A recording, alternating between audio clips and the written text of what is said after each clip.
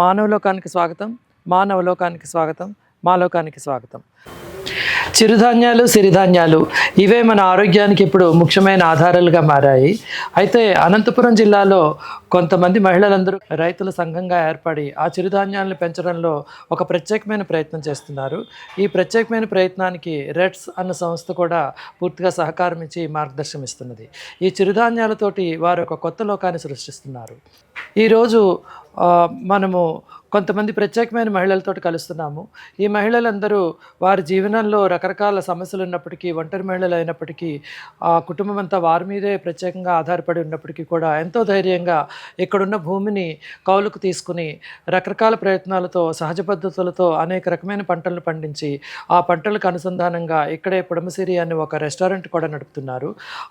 ఈ బాధ్యతనంతా స్వీకరిస్తున్న, దాన్ని నడుపుతున్న మహిళలతో ఇప్పుడు మనం మాట్లాడదాం.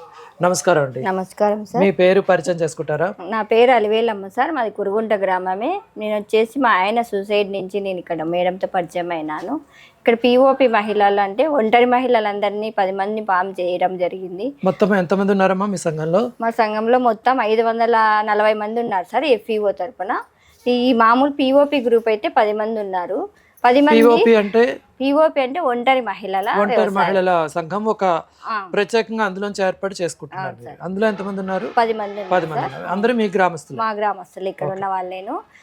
10 మంది కలిసి ఇక్కడ వ్యవసాయం చేస్తాం. ప్రకృతి వ్యవసాయమే చేస్తాము. ఈ భూమి ఎంత భూమిలో? 8 ఎకరాలు సార్. ఇది 8 ఎకరాల్లో పంట మామూలుగా 365 రోజులు పచ్చదనంగా పొలం కూడా ఉంచుతాము. ఇక్కడ ఒక పంట అయిపోతాను ఇంకొక పంట కూడా వేస్తూనే ఉంటాము.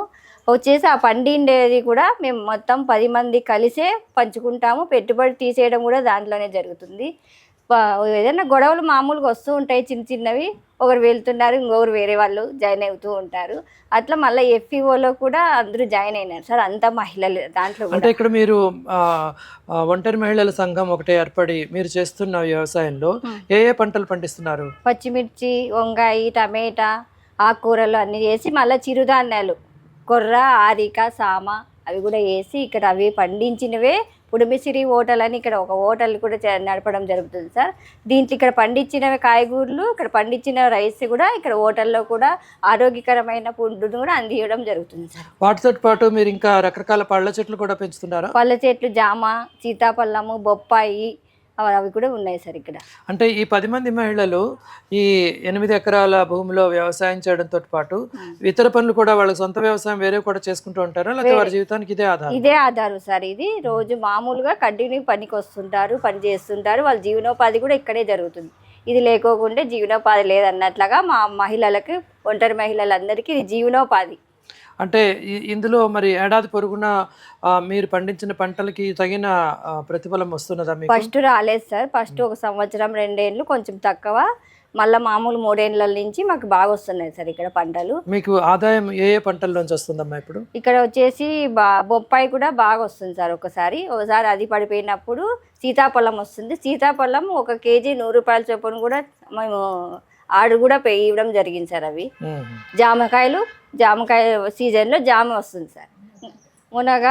మునగ కూడా ఒక సీజన్లో మునగ వస్తుంది. మునగ రోజుకి 300 కేజీలు కూడా మేము ఇవ్వగలిగినాం.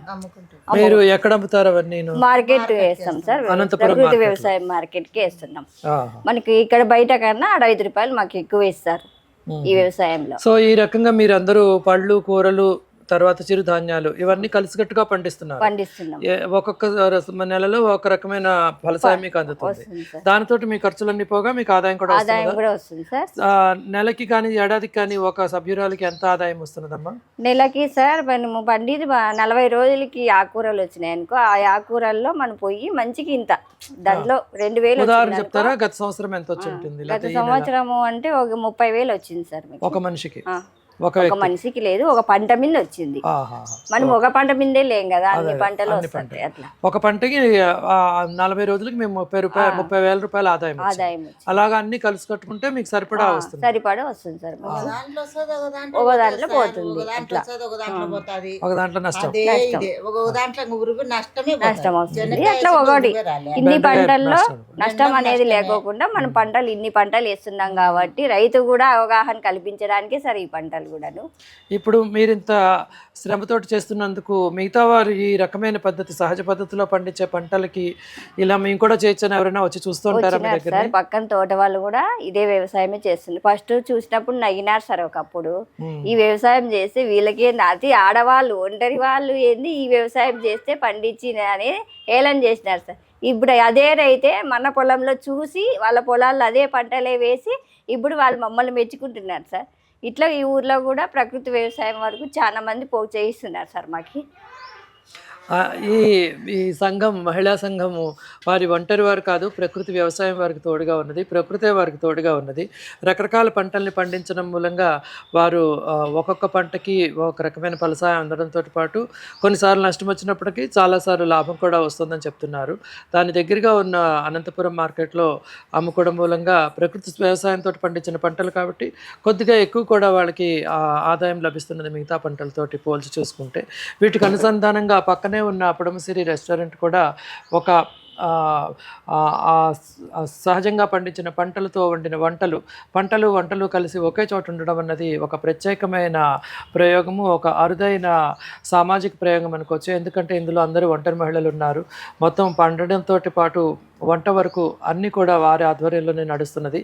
ఇలాంటి ప్రయోగం మీరు చేపట్టి దాన్ని చాలా పట్టు వదలకుండా నడుపుతున్నందుకు, పూర్తిగా ఒక స్థాయికి తీసుకొచ్చినందుకు, అందరికీ ఒక ఆదర్శప్రాయమైన ఒక నమూనాలాగా మీరు ఏర్పాటు చేసినందుకు మీ అందరికీ అభినందనలు, ధన్యవాదాలు. Okay sir. నమస్కారం.